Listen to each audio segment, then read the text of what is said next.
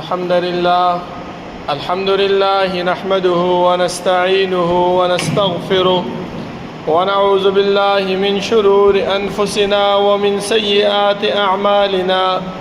من يهده الله فلا مضل له ومن يضلل فلا هادي له، وأشهد أن لا إله إلا الله وحده لا شريك له، وأشهد أن محمدًا عبده ورسوله. يا أيها الذين آمنوا اتقوا الله حق تقاته ولا تموتن إلا وأنتم مسلمون. يا أيها الناس اتقوا ربكم الذي خلقكم من نفس واحدة وخلق منها زوجها وبث منهما رجالا كثيرا ونساء، واتقوا الله الذي تساءلون به والأرحام، إن الله كان عليكم رقيبا. يا أيها الذين آمنوا اتقوا الله وقولوا قولا سديدا يصلح لكم أعمالكم ويغفر لكم ذنوبكم، ومن يطع الله ورسوله فقد فاز فوزا عظيما.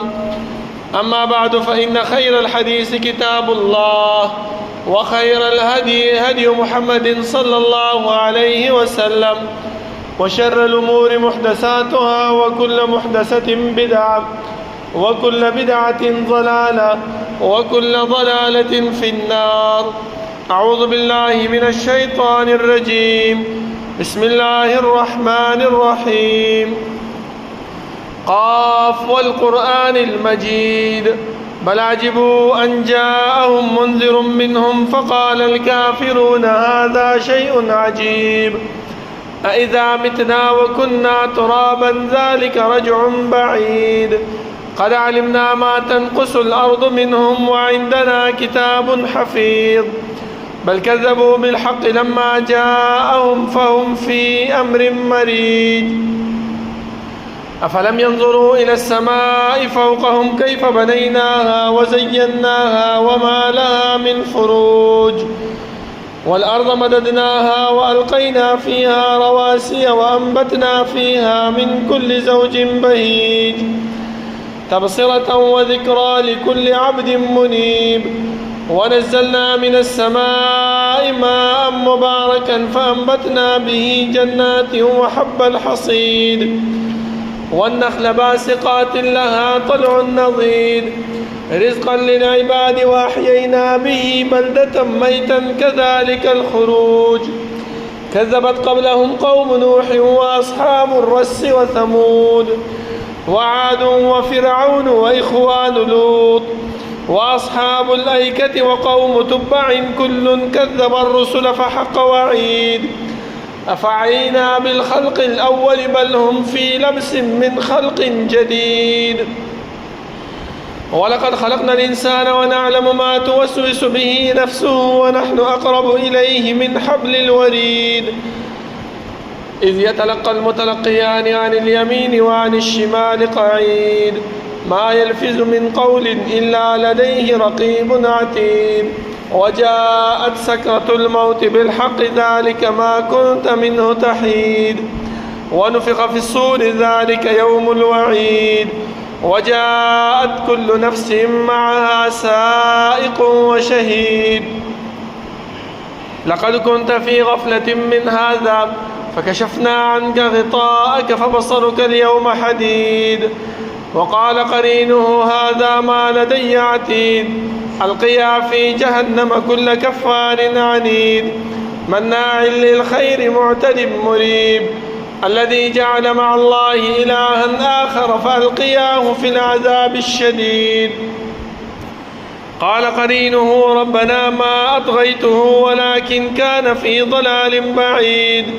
قال لا تختصموا لدي وقد قدمت إليكم بالوعيد. ما يبدل القول لدي وما أنا بظلام للعبيد. يوم نقول لجهنم هل امتلأت وتقول هل من مزيد. وأزلفت الجنة للمتقين غير بعيد. هذا ما توعدون لكل أواب حفيظ. من خشي الرحمن بالغيب وجاء بقلب منيب. ادخلوها بسلام ذلك يوم الخلود لهم ما يشاءون فيها ولدينا مزيد وكم أهلكنا قبلهم من قرن هم أشد منهم بطشا فنقبوا في البلاد هل من محيص إن في ذلك لذكرى لمن كان له قلب أو ألقى السمع وهو شهيد ولقد خلقنا السماوات والأرض وما بينهما في 6 أيام وما مسنا من لغوب فاصبر على ما يقولون وسبح بحمد ربك قبل طلوع الشمس وقبل الغروب ومن الليل فسبحه وأدبار السجود واستمع يوم ينادي المناد من مكان قريب يوم يسمعون الصيحة بالحق ذلك يوم الخروج إنا نحن نحيي ونميت وإلينا المصير يوم تشقق الأرض عنهم سراعا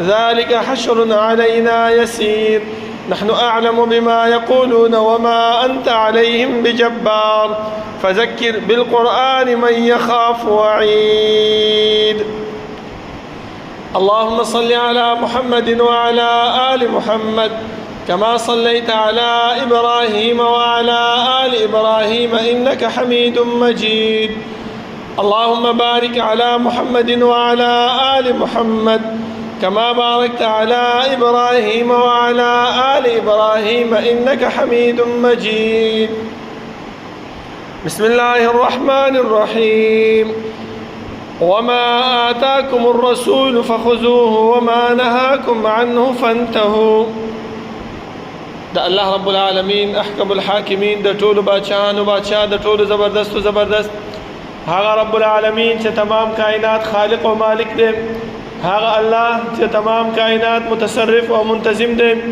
هاغا رب العالمین چه هاغی پا صفاتو کی او صفات فعال لما يريد دے رب العالمین چه سکی سوخ چه کئی سرنگ چه کئی چاسر چه کئی کولے شی دا اللہ رب العالمین سوک تپوس و پختنا نشی کولے خود رب العالمین پا صفاتو کی دا صفت موجود دے چه وهم يسألون دا مکلف مخلوقات چه هر سمر دی خواہ انبیاء دی که امت تے باچاہان دی که رعیہ دا مالدار دی او که غریب دے دا ہر یو فرد نبا اللہ رب العالمین تپوس و پختنا کئی زما محترمو دا اللہ رب العالمین دا تپوس و دا پختنا دا بدی خبر بانے دلالت نہ کئی چی منگ دنیا کے کم کار کم عمل کم فعل کو رب العالمین تا پتہ نشتا دے یاد آغیت معلومات ورطا نشتا نا بلکہ اللہ رب العالمین اخبر فرمائے چی للہ ملک السماوات والارض وَإِن تُبْدُوا مَا فِي أَنفُسِكُمْ أَوْ تُخْفُوهُ يُحَاسِبْكُمْ بِهِ اللَّهُ اللہ را آسمانونو دا باچاہی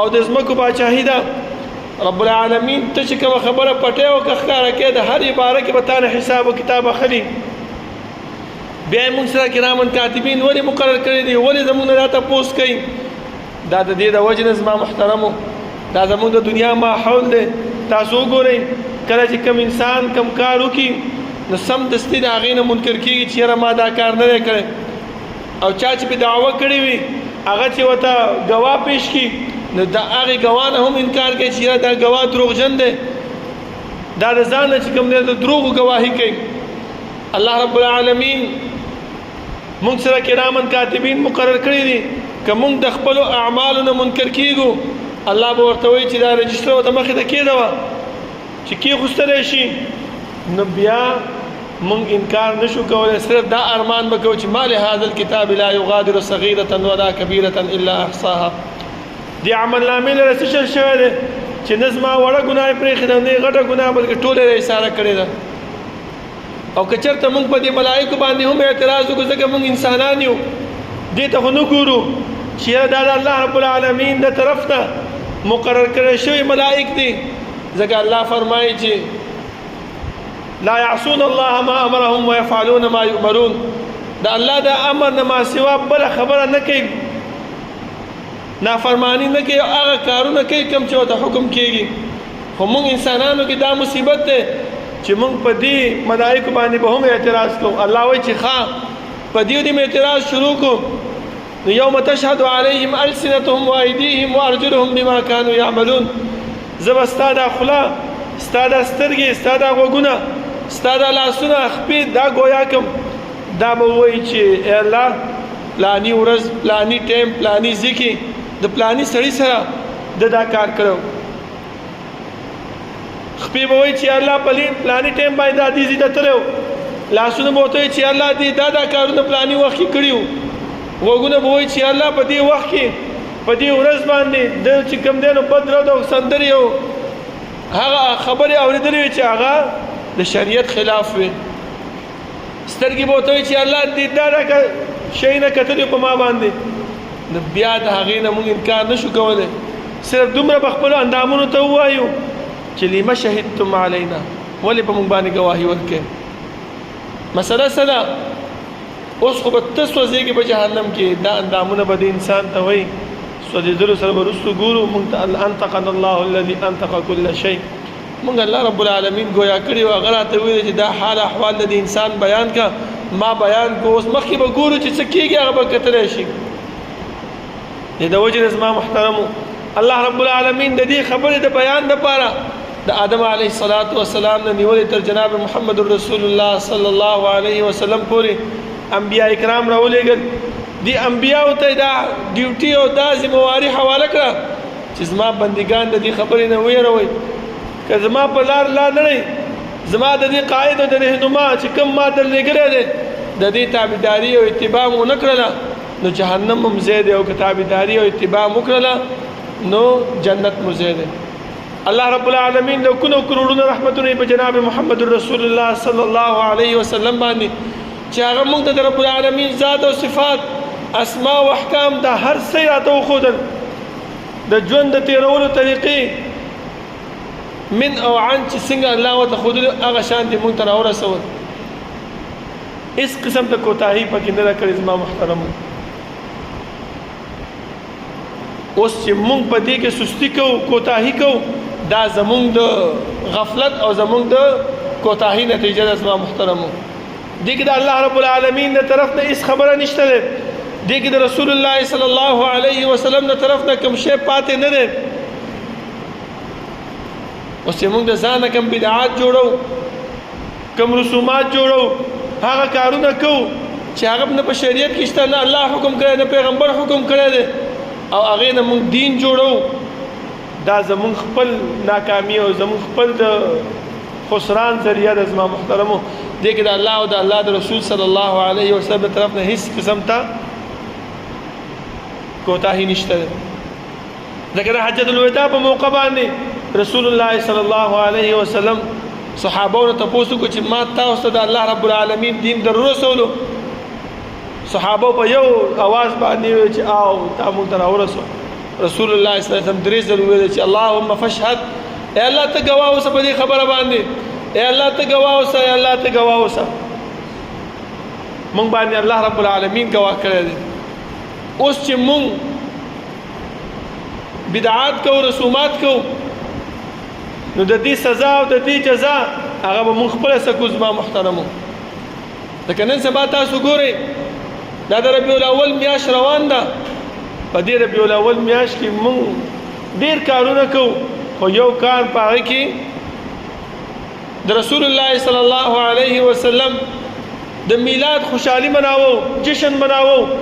حالان کې دا کم خلک چې دا جشن مناوي د دیو کتابونه وګورئ، د دیو د مشرانو کتابونه وګورئ، کم مشران چې دیو مني هغې کې ښه واضح طریقې سره لیکلي دی چې دا 12 ربیع الاول د رسول الله صلی الله علیه وسلم د وفات تاریخ دی، او د پیدایش تاریخ کې اتفاق نشته دی بلکې څه شی دی؟ اختلاف دی. بعضې وایي چې 8 تاریخ دی، بعضې وایي چې 9 دی، بعضې وایي چې 10 دی. 12 چا ذکر کړی نه دی تر اوسه پورې. مونږ چې نه مناوو نو مونږ خفګان بناوو چې 12 باندې رسول الله صلی الله علیه وسلم زمونږ د رخصت شوی دی.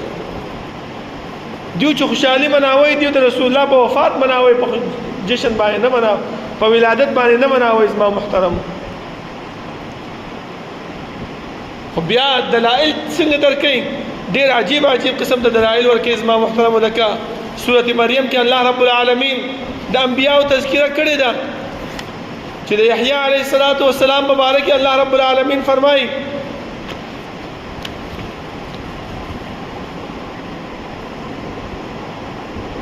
وسلام علیه یوم ولد و یوم یموت و یوم یبعث حیا. وای دا وګوره الله ویلي چې یوم ولد چې کله یحیی علیه السلام پیدا کیږي په دې باندې خوشحالي مناو کوي. چې کوم ځای کې د بدعات مقصود اقا ځای راغلي او چې کوم ځای کې رد شوی دی هغه پرېږدي. و یوم یموت او چې کله مړ کېږي نو د مرګ باندې هم خوشحالي مناو که نه نه بس صرف هغه الټه ځای راغلي. زما محترمو لکه دا نن سبا زمونږ د مولیانو او د مفتیانو هم دا خبرې دي. یو ملاو یو وخت کې بیان کوو نو مې نه اخلم هغه دا ویله وایي چې زه یو ځای کې ولاړم په مانځه باندې و یو اهل حدیث راسره ودرېدو وایي خپۍ راسره میلاوله ما ته د خپله رارستو کوله و چې مونځ ختم شو ما ورته ویل چې خپې زه د نخوا کوم ورته رانباسې زه د نخوا کوم ورته رانباسې ټول خشوع دې راله خرابه کړه. هغه ورته دا د رسول الله حکم دی چې نږدې نږدې ودرېږي شیطان راځي شیطان د ځای مه پرېږدئ. وایي ته چې دا دومره کلاو ولاړې ولې دا ستا دې منځ کې شیطان نه راننوځي. دا زمونږ د مولیانو هغه دلیل دی. زما محترمو واورئ خو چې کله خبره نورم راګیره شوه نو څه وایي حدیث کې راځي چې رسول الله صلی الله علیه وسلم فرمایي چې کله اذان کېږي وایي شیطان د جومات نه تښتي بیا راځي بیا چې کله اقامت کېږي بیا تښتي وایي دا اقامت نه وروسته دا شیطان تا بیا راوستو چې تاسو دلته ودرېږي وایي. دا وګوره دومره حدیث نیم دا د دې د فائدې والا دی. دې نه وروسته حدیث چې کوم دی هغه د دې د رد دی. نو چې کومې د فائدې والا او د دې د هغې بیانول کې وي هغه ذکر کوي او چې کله د هغې د رد هغه نه ذکر کوي. رسول الله صلی الله علیه وسلم دې حدیث کې بل بیا فرمایي چې دا شیطان راشي انسان چې کوم دی نو غلی انسان ته چې کوم دی نو سوچونه خیالونه اچوي تر دې پورې چې دته دا پته نه لګي چې اوس ما 4 رکعاته وکړو که ما 3 رکعاته وکړو. لکه دا یو لطیفه شانتې به ته ووایم یو واقعه وایي مشهوره ده و یو امام مونځ کولو نو 3 رکعاته یې کړي سلام یې وګرځو نو چا ورته چې استاد 3 رکعاته دی هغه نه ما 4 کړي دي.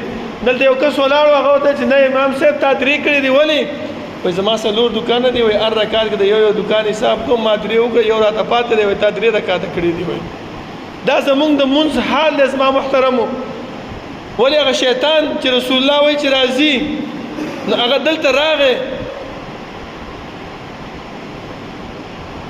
نو چې راغی بیا پیغمبر فرمایي څه به کوو اعوذ بالله ووایه او کس طرف ته وتو کوئ.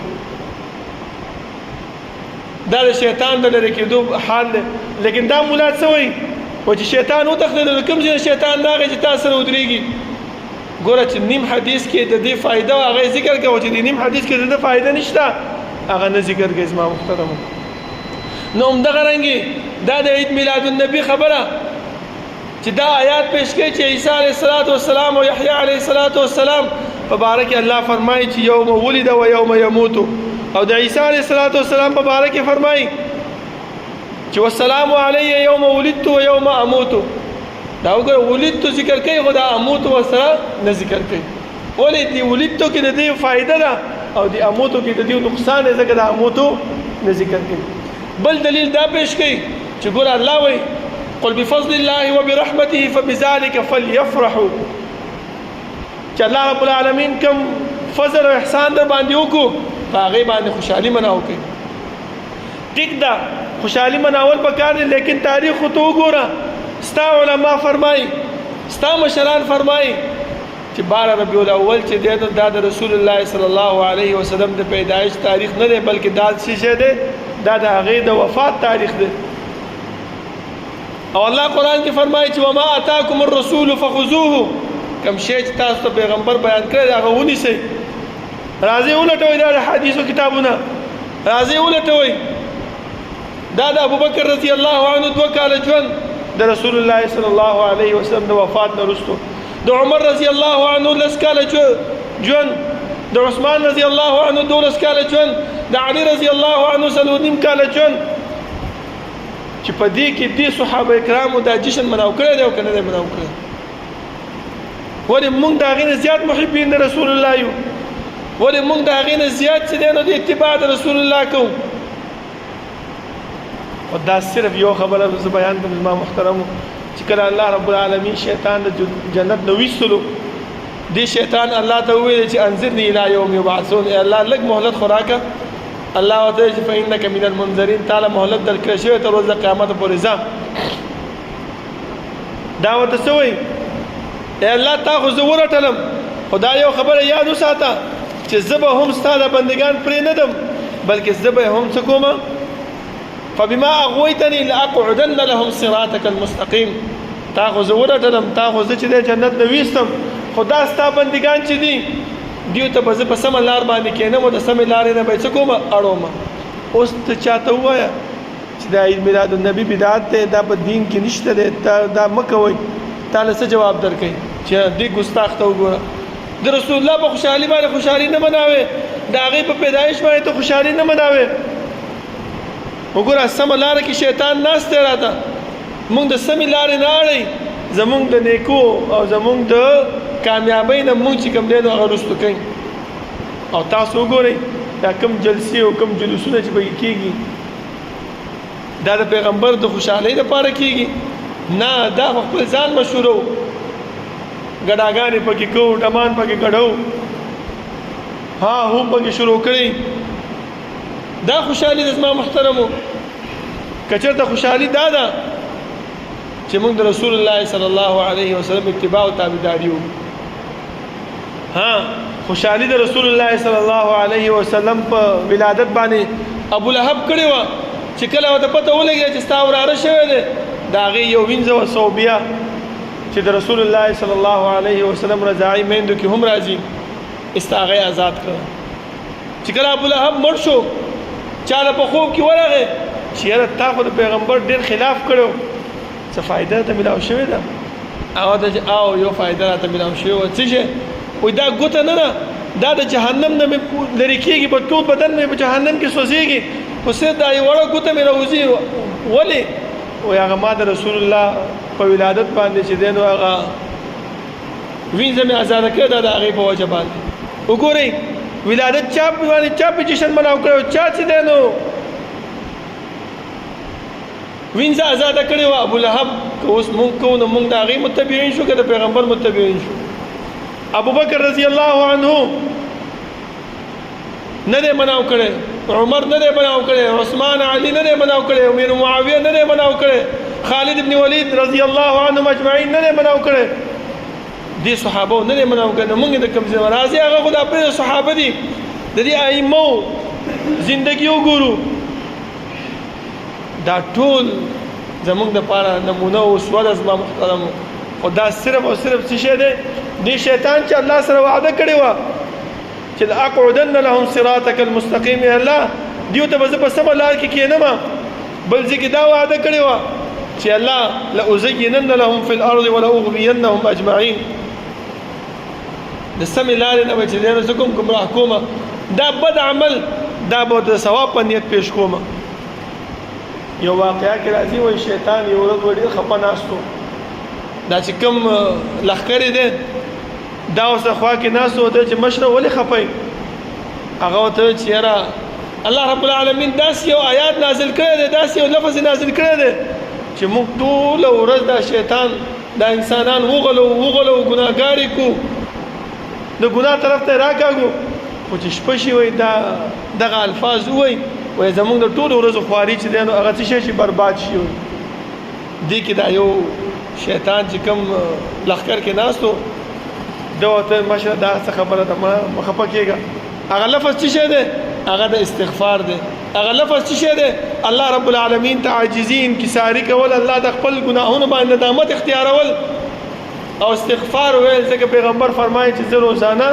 د 100 کرته زیات چې دی نو استغفار ویل چې مخکینی رستنی ټول ګناهونه معاف دي بیا هم 100 کرته زیات استغفار وایي ما او تا خو چې دی نو په ګناهونو کې ډوب یو او بیا موږ چې دی نو په غفلت کې اخته یو هغه ورته څه ویلې هغه ورته وایي چې مشته داسې کار به وکړو چې دغه بد عمل دا د ګناه عمل دا د جهنم ته د تګ عمل دا به دې انسان ته د ثواب په نیت پیش کړو. لکه نن سبا وګورئ دا میلاد النبي جشن نشته دی، ځکه پیغمبر موږ ته دوه اخترې بیان کړي چې یو عید الاضحی دی یو عید الفطر دی. دا عید میلاد النبي دا موږ د ځان را پیدا کړی دی، خو موږ ته شیطان څه وایي او دا خو د رسول الله صلی الله علیه وسلم د پیدایش ورځ ده، په دې کې پیدا شوی دی او چې لویه هستی چې راغلی ده نو ولې د هغې په پیدایش باندې ته خوشحالي نه مناوې؟ ستا کور کې چې ماشوم وشي ته په هغې په خوشحالۍ کې مټایي تقسیموې که نه؟ ته د هغې په خوشحالۍ کې خلکو ته ویناګانې کوې که نه؟ خلک ته مبارکۍ درکوې که نه؟ نو د پیغمبر په ولادت هم خوشحالي مناو که نه؟ بیا نه دا تپوس کوي چې یاره صحیح ده زه مناوم، دا رد په کوم ځای کې راغلی دی چې مې کوئ؟ د دې دلیل راته وښایه. نو د دې دلیل دا دی زما محترمه چې رسول الله صلی الله علیه وسلم فرمایي چې من احدث فی امرنا هذا ما لیس منه فهو رد. چا چې یو نوی کار زمونږ په دین کې را پیدا کو او په هغې باندې زمونږ حکم زمونږ امر نه وي هغه زمونږ نه دی، هغه مردود دی. وایي په هغې باندې نه ثواب ملاویږي نه اجر ملاویږي. او الله هم فرمایي قل هل ننبئكم بالاخسرین اعمالا الذين ضل سعيهم في الحياة الدنيا وهم يحسبون انهم يحسنون صنعا. عمل کوي دا ذهن کې دی چې هو زه خو ډېر ښایسته عمل کوم او ثواب به ته ملاویږي، خو لیکن الله فرمایي چې بالاخسرین اعمالا ځان یې تباه و برباد کو، خپل عمر یې هسې برباد کو، هسې ځان ستړی کو، هباء منصوره شو هر عملي. ولې د رسول الله په طریقه باندې نه دی، ولې د رسول الله صلی الله علیه وسلم چې کوم دین راوړی دا په هغې باندې نه دی. دې وجې نه زما محترمو لږ احتیاط پکار دی، لږ سوچ پکار دی، کوم عمل چې کوو په هغې باندې سوچ پکار دی. لکه یو مثال به زه تاسو ته درکړم، ځکه نن سبا صرف او صرف مونږ ته زما محترمو په دین کې یو دا مونځ پاتې دی، نور زمونږ اعمال داسې نه دي چې هغه د الله رب العالمین په نیز باندې قبول شي، الا ماشاء الله بعضې خلک پکې شته، خو لیکن په ظاهره چې مونږ وګورو مونږ ته صرف دا یو مونځ پاتې دی په نیکو اعمالو کې چې الله رب العالمین د دې مونځ په وجه باندې مونږ ته بخشش او بخښنه به کوي، او د دې استغفار په وجه باندې چې مونږ د اذکار او تلاوت کوو په دې وجه باندې به الله بخښي. نو دې مونځ کې چې کله مونږ جومات ته راننوځو او درېږو رسول الله صلی الله علیه وسلم فرمایي چې سترې ته ودرېږئ، سترې نه بغیر مونځ نه کېږي. که هر څومره مونږ ځان ستړی کړو زما محترمو، خو چې تر څو پورې مونږ سترې ته ولاړ نه یو زمونږ مونځ هغه نه قبلېږي.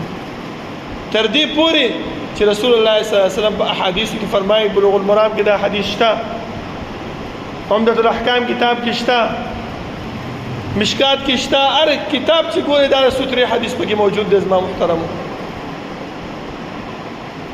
چې امسا به رسول الله ځان ته ودروله یا ورکوټه شان لرګی به ځان ته ودرولو، که هغه هر څه به نه ملاوېدل نو د سترې دپاره به مخې ته ځان ته کرښه راکاږله چې یاره دا زما ستره شوه، خو سترې نه بغیر به یې مونځ نه کوو. و چې صحابه فرمایي چې کله به د ماښام اذان وشو و دې صحابو به داسې منډې والې دې ستنو ته او د خلکو پسې ودرېدو ته لکه ته به وایې چې یو شی د انسان نه ورک نه وي چې ورک شي او منډې وهي یو شي پسې او بل شي پسې، دغه شانتې به دې سترې پسې به دې صحابو منډې والې. مونږ سترې ته سره توجه نه ورکوو، بس چې کوم ځای کې ودرېږو حالان کې دا شیطان مونږ غولوي چې نه مونځ خو کېږي، دا لا څه خبره ده. همدغرنګې زما محترمو جمع چې وشي دا دویمه جمع په دې باندې ډېر اجر او ثواب ملاوېږي. د دې هم د احادیثو کې ډېر اجر او ثواب دی چې کله یو انسان ضرورت په وخت باندې پاتې شي د مانځه نه، یا یو انسان د ډکو امتیازو نیولی وي او هغه واشروم کې وي او چې راوځي نو مونځ ته لاړ شي، نو چې یو څو کسان ځان له مونځ کوي، که هغه یو څو کسان یو ځای شي او جمع سره مونځ وکړي ځان له هم مونځ کېږي، خو د جمع سره مونځ باندې الله رب العالمین اجر ډېر ورکوي، 20 درجې، بل روایت کې 25 درجې اجر او ثواب دی. خو زمونږ دا مودیان ولې دا مسلې نه بیانوي؟ وایي که چېرته مونږ د دویمې جمع مسله بیانه کړو وایي د دې اولنې جمع نه خلک چې کوم دی نه رستو کېږي هغه وایي داسې هم په دویمه جمع کې مونږ دا وایو چې دا دویمه جمع انسان اله کوي چې کله رستو راشي ضرورت ورته پېښ شي، لکه کور کې څه کار ماري لیټ راشي یا انسان د قضا حاجت ته تللی وي د هغې کې لیټ شي، یا انسان د نور څه مسایلو ته پېښېږي ځکه انسان خو مسلو نه ډک دی. او چې جومات ته راشي چې وګوري امام سلام اړولی، نو چې سلام یې اړولی نو که دا دویمه جمع 2-3 کسان یو جمع سره وکړي نو د دې اجر او ثواب ډېر دی. زما محترمو دا یو څو وړې وړې مسلې دي خو ثواب او اجر یې ډېر دی. دې ته لږ فکر او سوچ پکار دی. په دې باندې موږ الله رب العالمین اجر او ثواب راکړي. الله رب العالمین نه دعا ده چې الله رب العالمین دې د عمل کولو توفیق راکړي او الله رب العالمین زموږ زندگی د رسول الله صلی الله علیه وسلم په طریقو باندې روان کړي چې سبا موږ نه الله تپوس کوي چې موږ الله رب العالمین ته دا جواب ورکړو چې الله تا پیغمبر را لګلو، اے الله تا قرآن کریم را لګلو، اے الله تا د رسول الله صلی الله علیه وسلم اسوه او د هغې طرز زندگی زموږ لپاره نمونه ګرځولې. اقول قولي هذا واستغفر الله لي ولكم وللسائرين.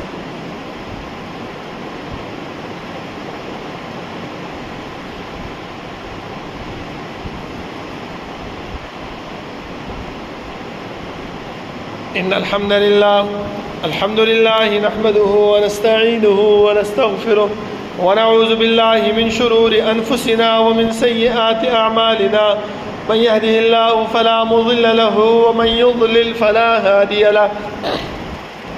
وأشهد أن لا إله إلا الله وحده لا شريك له وأشهد أن محمدا عبده ورسوله.